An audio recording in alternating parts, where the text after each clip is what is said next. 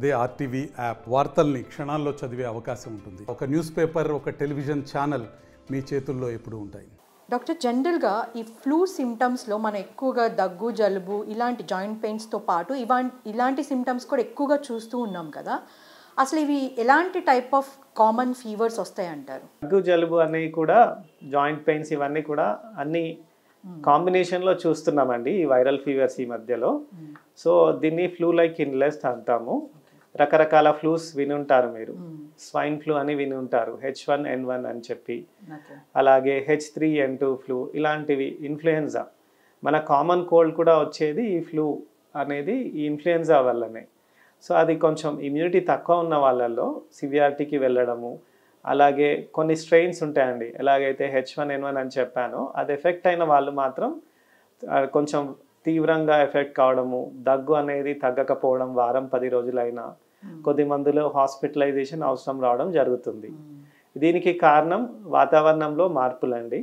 ఈ వర్షం రావడము, అలాగే సడన్గా హ్యూమిడ్గా అయిపోవడము, ఇవన్నీ కూడా వైరస్లను పెంచేస్తుంది. క్రౌడెడ్ ప్లేసెస్లోకి వెళ్ళినప్పుడు ఎవరికన్నా ఒకరికి ఈ ఫ్లూ లాగా ఉందనుకోండి, వాళ్ళు దగ్గడం, తుమ్మడం ద్వారా అది అక్కడ ఉన్న సరౌండింగ్ అట్మాస్ఫియర్లో వెళ్ళిపోతుంది. ఎవరైతే కొంచెం ఇమ్యూనిటీలో ఉన్న వాళ్ళు ఆ ప్రదేశంలో మూవ్ అయినప్పుడు అది వాళ్ళు ఎక్స్పోజ్ అవుతారు. ఆ ఇన్హేల్ చేసిన ఏరోజాల్స్ వల్ల ఎఫెక్ట్ అవుతారు. సో అన్ని ఫ్లూస్ కూడా లైట్ తీసుకోలేము.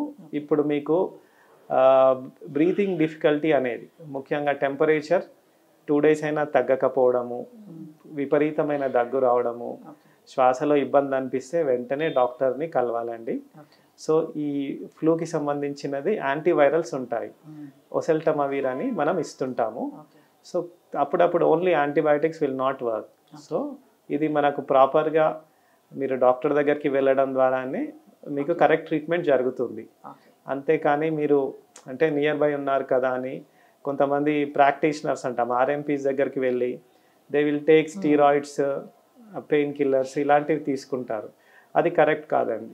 ప్రాపర్గా మీరు క్వాలిఫైడ్ డాక్టర్స్ దగ్గరికి వెళ్తే మీ సిక్నెస్ని ఐడెంటిఫై చేసి మీకున్న ప్రాబ్లంకి తగినట్టుగా మెడిసిన్ ఇస్తారు.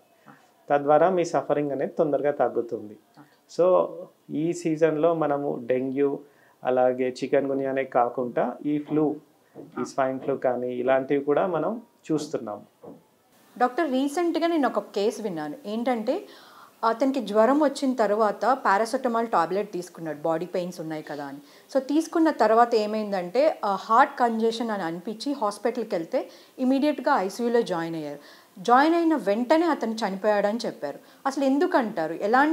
ఎందువల్ల హార్ట్ ఎఫెక్ట్ అయింది? అసలు ఎంత త్వరగా టెస్టులు చేయించుకుంటే మంచిదంటారు? ఫీవర్కి తను పారాసిటమాల్ అన్నారు కదా, తీసుకున్నా తగ్గట్లేదు అనగానే ఇప్పుడున్న సీజన్కి అయితే ఇమీడియట్గా వెళ్ళిపోవడమే బెటర్ అండి. మీరు చెప్పిన పేషెంట్లో వైరల్ ఫీవర్స్ అనేవి సిస్టమిక్ ఇన్ఫ్లమేషన్ కాజ్ చేస్తాయి. తనలో బహుశా గుండె కూడా ఎఫెక్ట్ అయి ఉండొచ్చు. వైరల్ మయోకార్డైటిస్ అంటాం. సో ఈ మయోకార్డైటిస్ వచ్చిన వాళ్ళలో విపరీతమైన ఆయాసం ఉంటుంది.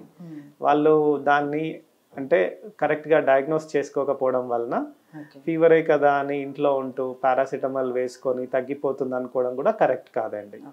సో ఎప్పుడైతే మీకు మీ బాడీకి సిగ్నల్స్ వస్తాయండి, when you are not able to అంటే టాలరేట్ చేయలేని పరిస్థితి కనిపిస్తే వెంటనే డాక్టర్ దగ్గరికి వెళ్ళడం ద్వారా తగిన విధంగా మందులు ఇస్తూ, మీరు చెప్పిన కేసులో అయితే మేబీ తనకు వెంటనే ఐసీయూలో పెట్టి సపోర్టింగ్ కేర్ ఇవ్వడం ద్వారా we could have saved him.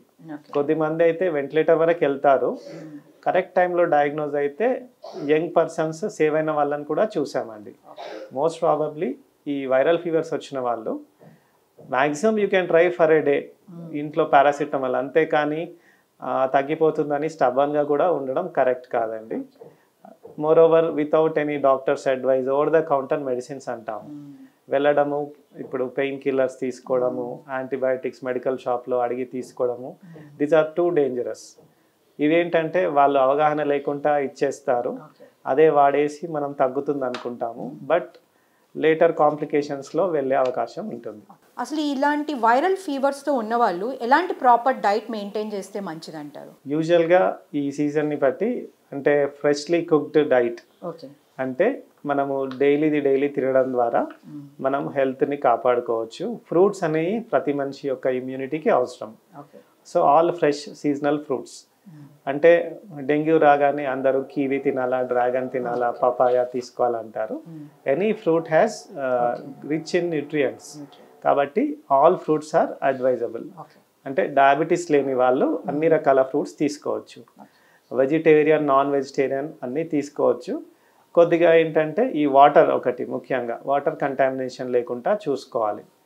అంటే చాలామంది ఇంట్లో వాటర్ ప్యూరిఫైయర్స్ ఉంటున్నాయి, అలా ఉంటే పర్వాలేదు. సమ్టైమ్స్ ఈవెన్ ఈ ఫిల్టర్ వాటర్ అయినా కూడా బాయిల్ చేసుకొని చల్లార్చిన వాటర్ తాగడమే సేఫ్ అండి. తద్వారా ఫ్రీక్వెంట్గా సిక్ కాకుండా చూసుకోవచ్చు. When ever you go out side, అంటే ఇప్పుడు రెయిన్స్లో వెళ్తుంటాం కదండి, ప్రాపర్ రెయిన్ గేర్ వేసుకోవాలి. అంటే అంబ్రిల్లా కానీ రెయిన్ కోట్ అలా వాడటం చాలా మంచిదండి. రోడ్ సైడ్ ఫుడ్ అవాయిడ్ చేయాలి ఖచ్చితంగా. Road side food like chaat items కానీ, కొంతమంది బేకరీలో తినడము, ఫాస్ట్ ఫుడ్ అవాయిడ్ చేయడము, these are all junk food. దీని ద్వారా మనకు క్యాలరీస్ వస్తాయే కానీ ఇమ్యూనిటీ అనేది బిల్డ్ కాదు. So better to have seasonal fruits along with routine normal diet, freshly prepared తీసుకోవడం ద్వారా మన ఇమ్యూనిటీని మెయింటైన్ చేసుకోవచ్చు అండి. Thank you doctor, thanks for the information. Thank you. So చూసారు కదండి, ఇలాంటి సీజనల్ ఫ్లూస్ కానీ ఫీవర్ కానీ దగ్గు జలుబు రాకుండా ఉండాలంటే ప్రాపర్ డైట్ తీసుకుంటూ అలానే టైంకి టెస్ట్లు అనేవి చేయించుకోవడం అనేది చాలా మంచిదని చెప్తున్నారు. ఇది ఇవాళ మన ఇంటర్వ్యూ. తిరిగి మరో ఇంటర్వ్యూతో మళ్ళీ కలుద్దాం. అంతవరకు కీప్ వాచింగ్ RTV. మరిన్ని వీడియోస్ కోసం ఛానల్ ని సబ్స్క్రైబ్ చేయండి. లేటెస్ట్ అప్డేట్స్ కోసం వాట్సాప్ ఛానల్ ని ఫాలో చేయండి. అండ్ లింక్ డిస్క్రిప్షన్ లో ఉంది.